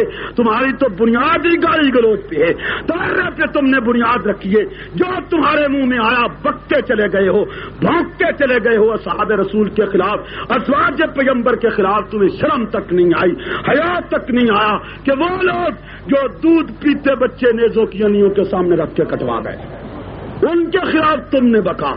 وہ لوگ کہ جو اپنی چندبڑی ادھڑوا گئے، تاریخ پڑھ، اصحاب رسول کے وجود پہ لوہے کی کنگیاں رکھ کے چمڑی ادھیڑ لی جاتی تھی، وہ نبوت کا دامن نہیں چھوڑتے تھے۔ اور حضرت زنیرہ کی قربانی پہ ذرا نظر رکھ، اونٹوں کے ساتھ باندھ کے چیر دیا گیا ہے، لیکن مقدس و مطہر خاتون نے پیغمبر کی ردائے اقدس کو نہیں چھوڑا۔ آپ ذرا بلال پہ نظر رکھیے، ہاتھ میں کیل کاٹ دیے جاتے ہیں، صدر اقدس پہ چٹانیں رکھ دی جاتی ہیں، نبوت کا دامن نہیں چھوڑتے۔ شاہ ابی طالب کا ذرا نظارہ کر لیجئے، درختوں کے پتے کھائے صحابہ نے، نبی کا دامن نہیں چھوڑا، پیٹ پہ پتھر باندھ کے خندقیں کھودی، پیغمبر کا دامن نہیں چھوڑا، محنت کرتے کرتے مشقت کرتے کرتے اس سٹیج پہ آئے کہ دنیا کفر کو لوہے کے چنے چبائے، اس سٹیج پہ آئے کہ مکہ تجھے لے دیا، اس میدان میں آئے مدینہ لے دیا، قبرص لے دیا، انطاکیہ لے دیا، کیسر لے دیا، کسرا لے دیا، ایران لے دیا، اور قبرص جیسا سرسبز و شاداب جزیرہ معاویہ بن ابی سفیان نے بیری بیڑا تیار کر کے تیرے قبضے میں دیا۔ آج کتے بھونکتے ہیں ان کے خلاف، اتنے بڑے ممالک فتح کر گئے، اسلام کا علم لہرا گئے، آج لکھتی رات کے تاریخ صنعتوں کی ناجائز پیداوار مادر پدر آزاد آج اس مقدس جماعت کے خلاف بکواس کرے، ان کی نانی دادی اور والدہ کو زناکارہ کہے، پھر توقع رکھے کہ حق نواز نرم زبان استعمال کرے۔ میں نے اپنی زندگی و موت ہتھیلی پلک چھوڑی ہے، میں پیغمبر کے صحابہ کی مدح کروں گا، رفض کے خلاف جتنی تیز زبان استعمال ہوگی میں اس کو کہوں گا۔ کوئی ضابطہ، کوئی قانون اگر مجھے پیغمبر کی عزت اور ان کے صحابہ کا مقام بیان کرنے سے روکے گا، میں اس قانون کو لات مارتا ہوں، اس ضابطے پہ پیشاب کرتا ہوں۔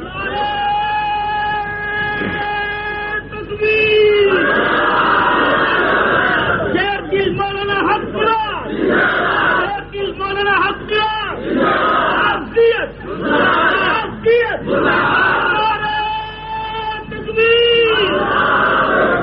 شیعت کو سوچ لینا چاہیے کہ جنگ کی زبان پر تبرہ برداشت نہیں ہوگا، ٹھیک ہے؟ یہ نہیں اونچی آواز سے، اور یہ جو کتابیں چھپ چھپ کے آ رہی ہیں یہ برداشت ہوتی رہیں، ان کو ضبط کروانا ہے یا نہیں کروانا، یہ ملکی سطح کا مسئلہ ہے۔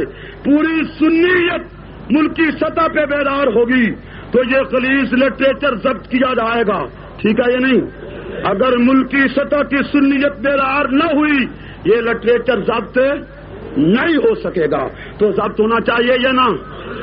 اور اونچی آواز سے کتنی خلیص زبان استعمال کی گئی ہے اصحاب رسول کے خلاف۔ اس کے بعد کیا آپ مجھے اجازت نہیں دیتے کہ میں سختی کے ساتھ اس گروہ کا نوٹس لوں؟ اونچی آواز سے، آپ سے چندہ تو نہیں مانگتا، بولیے تو صحیح، چندہ آپ سے کارکن بھی نہیں مانگتا، جتنے کارکنوں کو میں نے گویا ترتیب دینا تھا دے چکا ہوں الحمدللہ، بولیے تو صحیح، اونچی آواز سے دے چکا ہوں۔ میں تو جنگ کی زمین پہ چیلنج کر رہا ہوں کہ آئندہ ذات کر تبرہ کر دکھائے، ٹھیک ہے یا غلط؟ آپ ڈر گئے میرا خیال میں جی، آئندہ تبرہ کر دکھائے، دیکھتے ہیں یہی گھوڑا یہی میدان، بشرطے کہ ہمیں پتہ چل جائے۔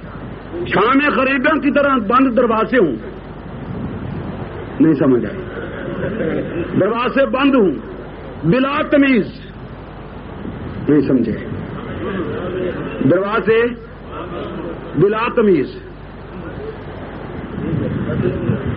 بتیاں ہی بند، دروازے ہی، لباس ہی کالا تے بلا تمیز، سمجھ گئے؟ اگر ایسی صورت میں کوئی بک جائے تو وہ تو بہرحال ہمارے بس کا روگ نہیں، لیکن میک پہ بکے آئندہ اصحاب پیغمبر کے خلاف اور پھر اس کا رزلٹ نہ نکلے، یہ ناممکن ہے اب آج کے بعد، ٹھیک ہے یا نہیں؟ آپ تو کھڑے کیجیے، ہمارے اس پروگرام کی تائید تو کر دیجیے۔ ہاں یہ بھی کہتا ہوں،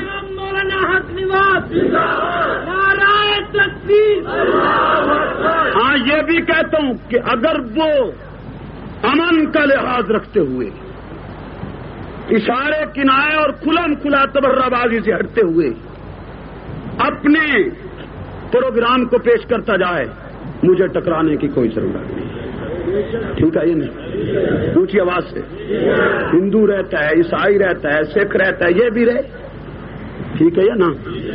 لیکن اگر تبرہ کرے اور اعلانیہ کرے تو برداشت آج کے بعد نہیں ہوگا، انشاءاللہ نہیں ہوگا، انشاءاللہ نہیں ہوگا۔ میں نے تو کھلم کھلا اعلان کیا ہے، تقریر میری ریکارڈ ہو رہی ہے، بے شک انتظامیہ کے سٹیج پہ رکھ دیجیے، یہ بھی بتلا دیتا ہوں، میں باہر ہوا چاہے جیل میں، نہیں سمجھ آئی، باہر ہوا چاہے جیل میں، حتیٰ کہ یہ بھی کہہ دیتا ہوں انشاءاللہ جو پروگرام میں نے ترتیب دے لیا ہے اور اللہ نے مدد فرمائی ہے، میں اس زمین پہ نہ بھی ہوا، مر بھی گیا، تب بھی ذاکر جنگ کی زمین پر اس محرم میں نہیں بک سکے گا۔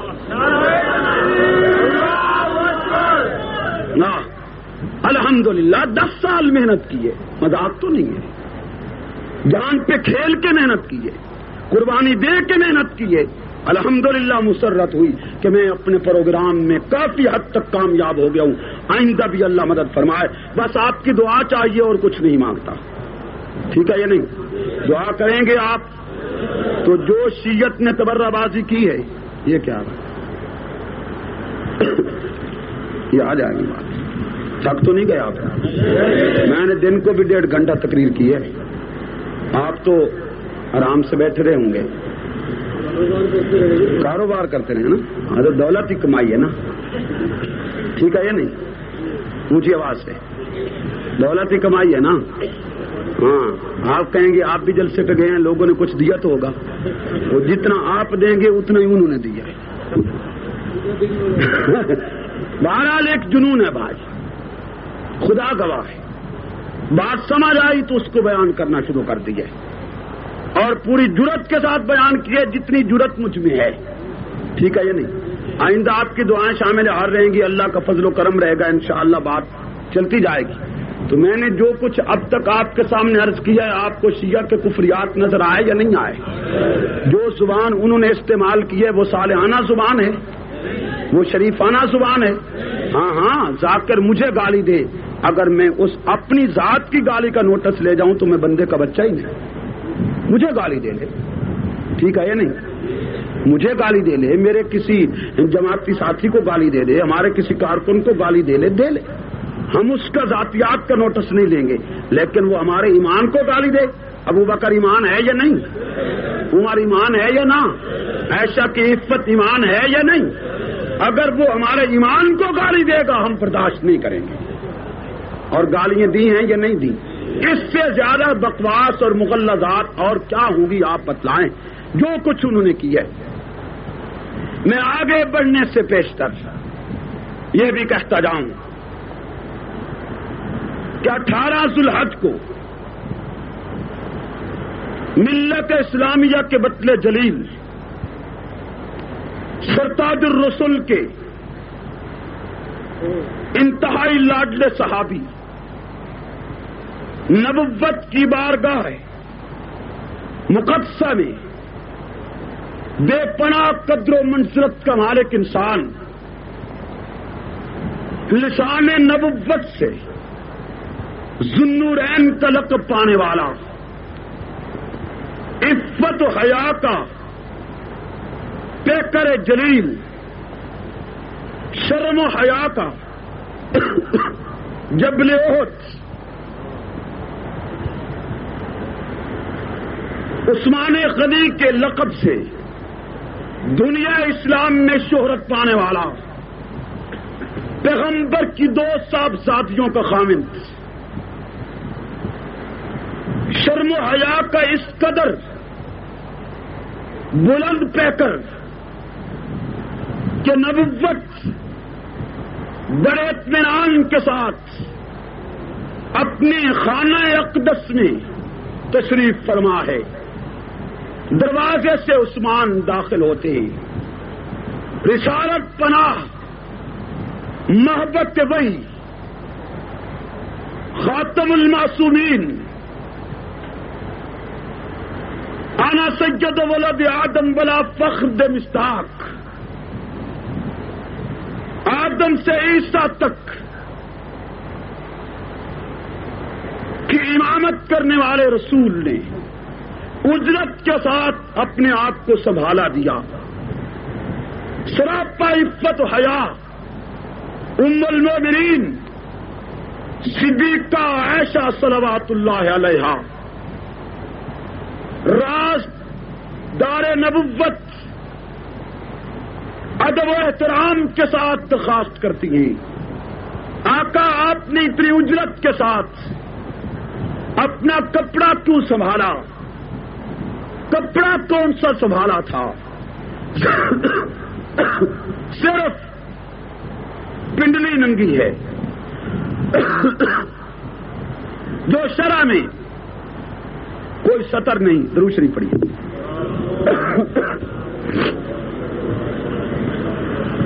جو شرع میں کوئی سطر نہیں ہے. کا پوچھتی ہیں آقا یہ اجرت کیوں؟ نبوت معصوم نطق سے ارشاد فرماتی ہے. ایسا دیکھیے سامنے کون؟ توجہ میری طرف رہے. جو سنیے وہ اٹھے مت. بات ختم کرنے لگا ہوں. توجہ.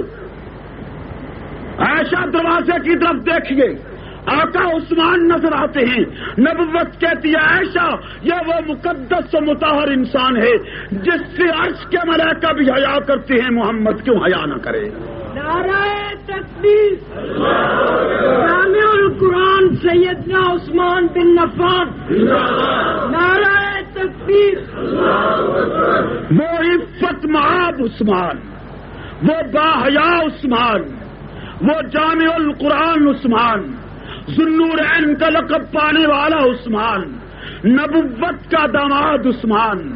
عثمان نے غنی سے دنیا اسلام میں معروف مسجد نبی کی زمین خرید کے وقف کرنے والا عثمان، مدینہ طیبہ کا میٹھا کنواں وقف خرید کے وقف کرنے والا عثمان، پیغمبر کی 2 لاڈلی لخت جگر کا خامد عثمان، اور حیدر کرار کے جہیز کا سامان مہیا کرنے والا عثمان، حیدر کرار کی شادی پہ روپیہ لگانے والا عثمان، فاطمہ الزہرا کے جہیز پہ دولت خرچ کرنے والا عثمان، حیدر کرار کو اس کی شادی کے لیے اپنی دولت فراہم کرنے والا عثمان، اور وہ عثمان جس سے عرش کے ملائکہ حیا کریں، اور وہ عثمان جس کو نبوت پیار کی نگاہوں سے دیکھے، اور وہ عثمان جس کا پیغمبر احترام کرے، اور وہ عثمان جسے ذوالنورین کہا جائے، اور وہ عثمان کہ جس کو یہ شرف حاصل ہے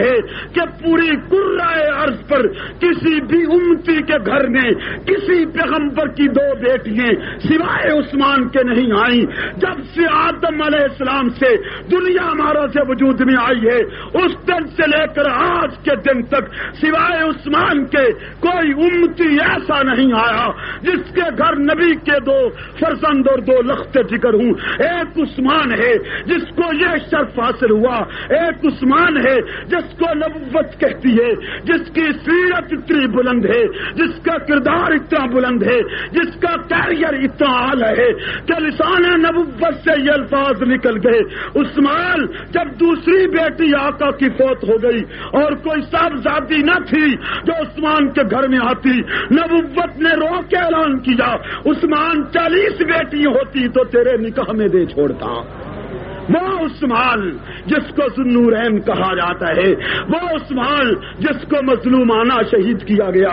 18 ذوالحج کو اس بطل جلیل کا جنازہ اٹھے. 18 ذوالحج کو بلوائیوں، خارچیوں، خنڈا قسم کے انصار افراد اور رافضیوں نے اس مقدس انسان کے لہو سے ہولی کھیلی ہے، حرم نبی کو لہو سے رنگین کیے ہے، مدینہ طیبہ کے تقدس کو بحال کیے ہے، مدینہ الرسول کی عزت و ناموس سے ہولی کھیلی ہے. 18 ذوالحج کو یہ مقدس انسان جان آفری کے حوالے کرتے ہیں. اور کون عثمان کہ جس عثمان کا لہو اتنا قیمتی ہے کہ نبوت خبر سنتے ہی کہ عثمان شہید کر دیے گئے مقدس ہاتھ دراز کرتی ہیں. نبوت نے مقدس ہاتھ دراز کر دیا، صحابہ ٹوٹ پڑے، بیعت کی گئی. کس بات کی بیعت؟ ہم عثمان کا بدلہ لیں گے، ہم عثمان کے قاتلوں کو قتل کریں گے. اس لیے بیعت ہوئی. خاتم الانبیاء نے ہاتھ بڑھایا، صحابہ ٹوٹ کے آئے، بیعت کی. خالق کو یہ عمل پسند آیا، اعلان کیا لقد رضی اللہ عن المؤمنین اذ یبایعونک تحت الشجرہ فعلم ما فی قلوبہم فانزل السکینہ.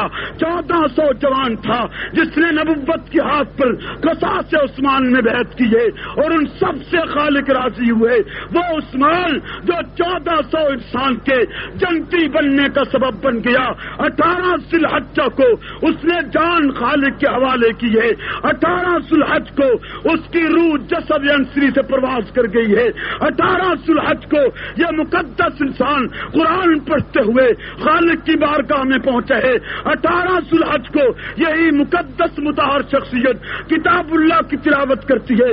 تاریخ چیخ اٹھی کہ جب بلوائی قتل کرنے کے لیے آئے تو عثمان قرآن پڑھ رہے تھے، وہ سامنے سے قرآن ہٹاتے، قرآن ہٹتا نہیں تھا، عثمان قرآن کو چھوڑتے نہیں تھے، حتیٰ کہ مورخ چیخ پڑا کہ ایک کافر، ایک مرتد، ایک رافضی بے ایمان نے قرآن کو ٹھوکر ماری۔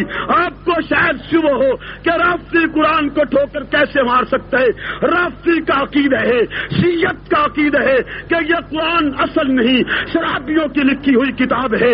آپ کو شبہ ہو تو مولوی مقبول حسین دہلوی شیعہ مجتہد کا ترجمہ قرآن پڑھ لیجئے، اس کے 12ویں پارے میں حاشیے پہ لکھے یہ قرآن اصل نہیں، شراب خور خلفاء کی کتاب ہے، اصل قرآن ماضی کے پاس محفوظ ہے۔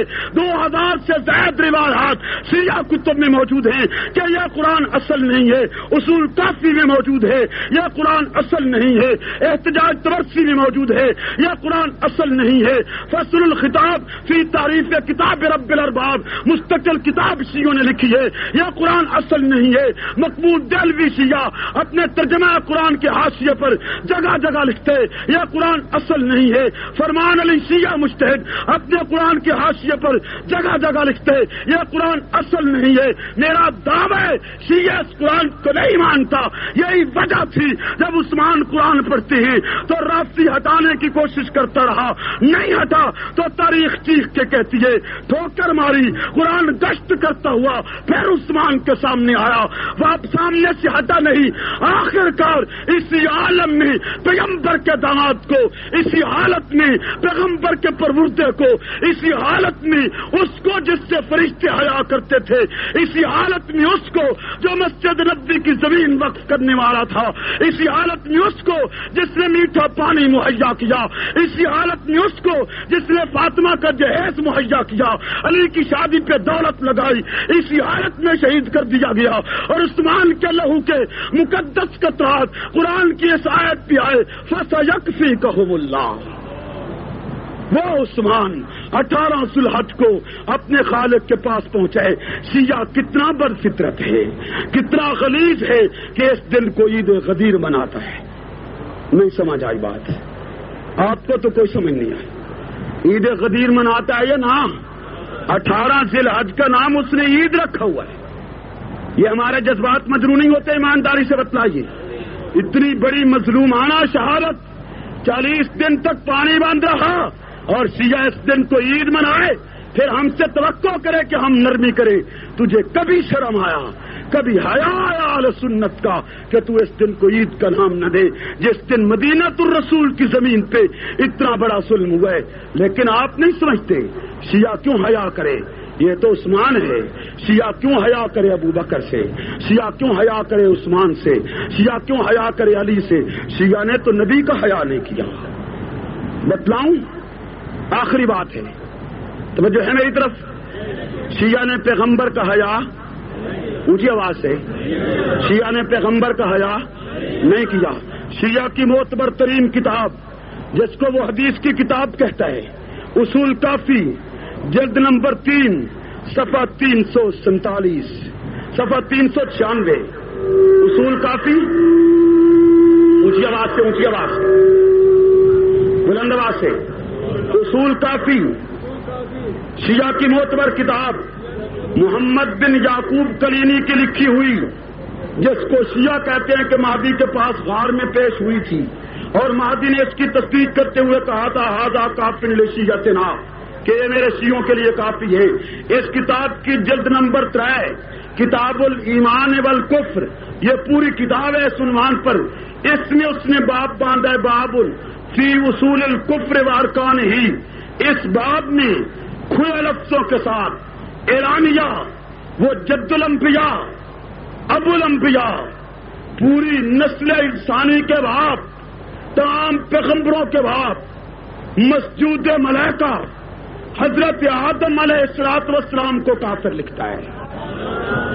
بلند آواز سے لعنت کیجیے اور اونچی آواز سے اونچی آواز سے. کتاب کا ذمہ دار، توجہ کیجیے، کتاب کا ذمہ دار، حوالے کا ذمہ دار. کتاب پاکستان میں نہیں، ایران میں چھپی ہے، عربی زبان میں ہے. میں ذمہ دار ہوں، سینہ ٹھپ دیجیے. دب جائے سنیت، انشاءاللہ سنیت کا سر نیچا نہیں ہوگا. یاد کیجیے اس حوالے کو. کیوں حیا کرے وہ اصحاب پیغمبر سے جب اس نے خود پیغمبروں سے حیا نہیں کیا؟ ایمانداری سے بتلائیے کہ جس ملعون فرقے نے حضرت آدم کو کافر لکھا ہے وہ خود کافر نہیں ہے؟ اونچی آواز سے کافر ہے یا نہ؟ اونچی آواز سے. شیعوں نے آدم علیہ السلام کو کافر کہا یا نہیں کہا؟ کس کتاب میں کہا ہے؟ اور بلند آواز سے اور اونچی آواز سے. تو اپنی قوت کمزور کرتا رہو کہ نبی کی قبر پہ سلام پڑھے یا نہ پڑھے، سنتے ہیں یا نہیں سنتے. اگر تجھ سے اور کوئی کام نہیں ہو سکتا، زبان میں تو تالا لگا، خاموشی کو اختیار کر. مزید اختراع کو انتشار کا باعث تو نہ بن. جو میدان میں کام کر رہے ہیں انہیں کام کرنے دے. ٹھیک ہے یا نہیں؟ اونچی آواز سے. شیعوں نے حضرت آدم پہ کفر کا فتویٰ دیا یا نہیں دیا؟ کس کتاب میں؟ کون سی جلد؟ اور بلند آواز سے. باب کون سا؟ باب فی اصول الکفر و ارکانہ. اونچی آواز سے. جو جلد میرے پاس ہے اس کا صفحہ 396. ہاں یہ بھی کہتا ہوں کہیں سے رافضی کتاب اٹھا لائے، شیعہ اپنے مجتہدوں کے گھر سے کتاب لائے، ذاکروں کے کتب خانے سے لائے. حق نواز اگر اس میں یہ حوالہ نہ نکال سکے، پیش نہ کر سکے تو گولی مار دے. ٹھیک ہے؟ آپ کو یقین آیا یا نہیں آیا؟ تو جنہوں نے حضرت آدم علیہ السلام تک پر کفر کا فتویٰ عائد کر دیا ہے ان کو ہم کافر سمجھیں یا نہ سمجھیں؟ اونچی آواز سے. ان کے دجل و فریب کا راستہ روکیں یا نہ روکیں؟ اور اونچی آواز سے.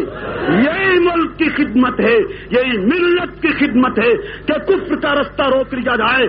میں آپ سے اب یہ چاہوں گا، اگر آپ کو میری بات سمجھ آئی ہے، آپ کی مذہبی غیرت و اہمیت جاگی ہے تو ہاتھ کھڑے کیجیے. نعرہ تکبیر. ہاتھ کھڑا رہے، ہاتھ کھڑا رہے. اسلام مولانا حق نواز خطیب اسلام مولانا حق نواز. دونوں ہاتھ تکبیر. دونوں ہاتھ کھڑے کریں. آپ یہی کھڑے رہیں. میں آپ سے ایک وعدہ لینا چاہتا ہوں. دیں گے آپ وعدہ؟ مسجد میں بیٹھ کے وعدہ دیں گے آپ؟ اگر کوئی شیعہ کھڑا ہے تو ہاتھ کھڑے نہ کرے. صرف سنی سنی سنی، پکا پیدائشی سنی. جی شیعہ سے میری بات نہیں ہے، صرف سنی ہاتھ کھڑا کرے. سب کے کھڑے ہیں، دونوں ہاتھ کھڑے. یار جلدی تھک گئے، میرے ہاتھ نہیں کھڑے. جی ہاتھ کھڑے رہیں گے. توجہ ساری میری طرف ہو جائے. کلمہ پڑھیے ذرا. لا الہ الا اللہ محمد الرسول اللہ آمنت باللہ وملائکتہ وکتبہ ورسلہ والیوم الآخر والقدر خیرہ وشرہ من اللہ تعالی والبعث بعد الموت. نکاح پڑھا گیا، وعدہ ہو گیا آپ کا. اب اپنی زبان میں کہیے، ہاتھ نہ نیچے آئیں. یا اللہ ہم کلمہ پڑھ کے ایمان کی شرطیں پڑھ کے اقرار کرتے ہیں کہ ہم 10 ذوالحجہ کو، 10 محرم کو اور 7 محرم کو دلدل دیکھنے نہیں جائیں گے، تازیہ دیکھنے نہیں جائیں گے، ماتم دیکھنے نہیں جائیں گے. یا اللہ ہم کلمہ پڑھ کے وعدہ کرتے ہیں ہم دوستوں کو بھی روکیں گے، اپنے احباب کو بھی سمجھائیں گے، برادری کی بھی منت کریں گے کہ وہ یہ تماشا دیکھنے نہ جائے اونچی آواز سے، یہ تماشا دیکھنے نہ جائے۔ اگر سنیت کی غیرت میں نہیں گئی، سنی باغیرت ہے، سنی باحیا ہے، تو اپنی امی عائشہ کی عزت و ناموس کا اسے واسطہ دے کے کہتا ہوں، اس کو اس کی بیٹی کی عفت کا واسطہ دے کے کہتا ہوں، اگر اس نے بوتل کا دودھ نہیں پیا، نیچے کیجیے ہاتھ، اپنی والدہ کا دودھ پیے ہے تو اس کو اس کی والدہ کے دودھ کا واسطہ دے کے کہتا ہوں کہ سنی غیرت کو اجاگر کر، اس تماشے کا بائیکاٹ کر، کوئی سنی عورت چھتوں پہ نظر نہ آئے، کوئی سنی سڑکوں پہ کھڑا نظر نہ آئے، اس کالے کانوں کلا کر دے تاکہ اس کو اپنی نفری معلوم ہو جائے کہ کتنا ہے۔ ٹھیک ہے یا نہیں؟ اونچی آواز سے